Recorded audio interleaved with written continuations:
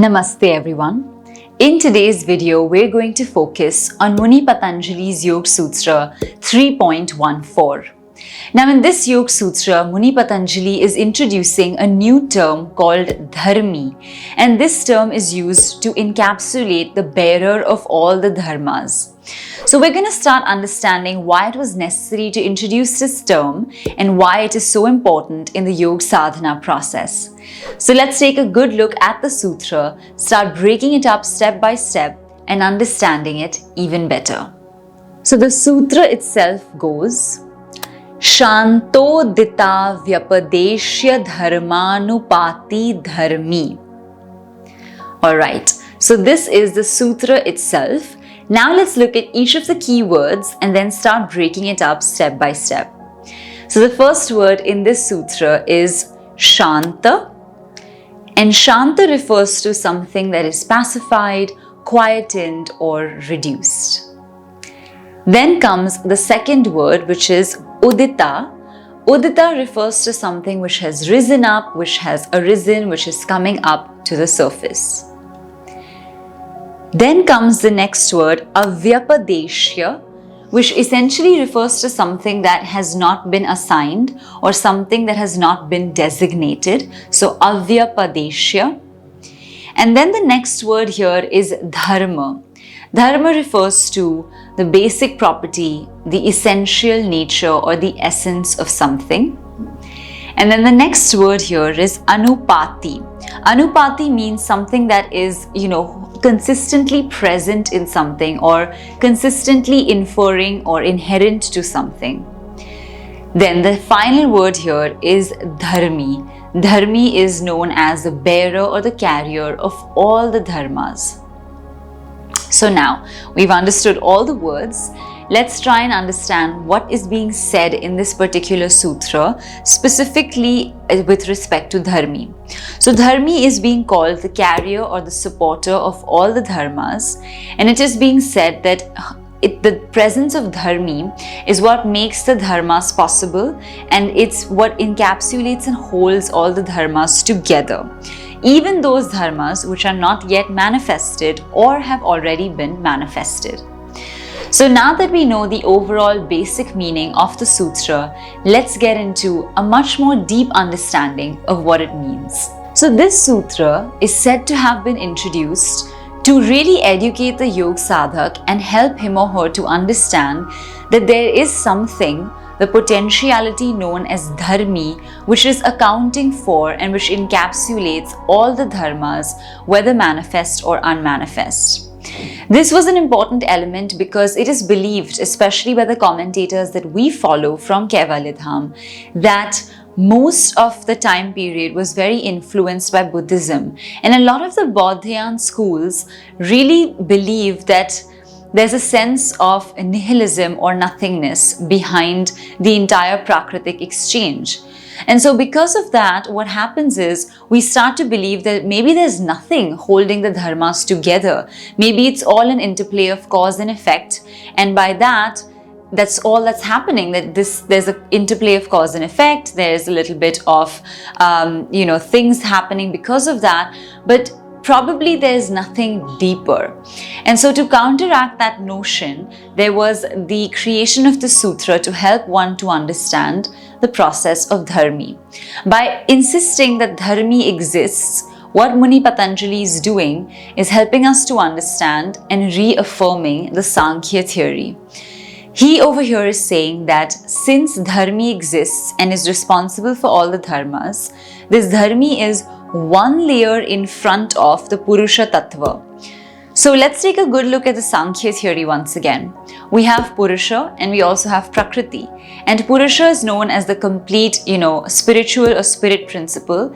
And Prakriti is known as the natural principle, which is always evolving and changing. Now, when you bring them both together, there's like a middle ground between them known as Dharmi.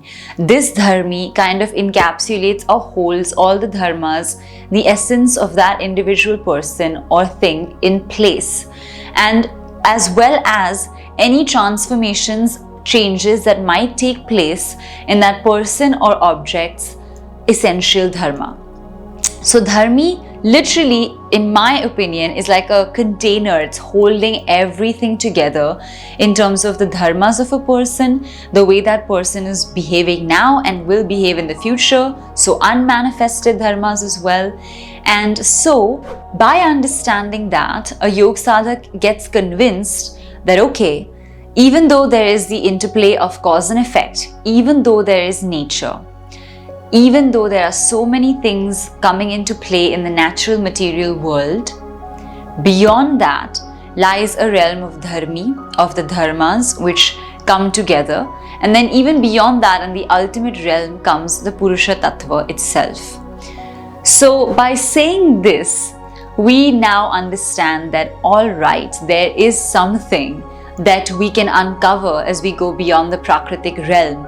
Otherwise, there sets in a sense of nothingness, where we feel like maybe there's nothing holding it all together, maybe there is no Purusha Tattva. And that is not exactly what the yoga schools believe. They do believe that there is an element of the Purusha which is present, and that the heightened form of the Purusha is the Ishwar. So there is a certain sense of knowing and accepting that the Purusha Tattva exists, and therefore this sutra was quite essential.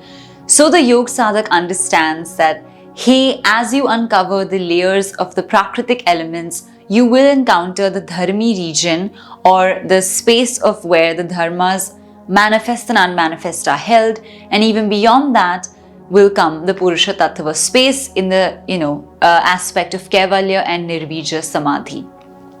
So this is just clarifying some doubts for us, helping us to remember that there is something there.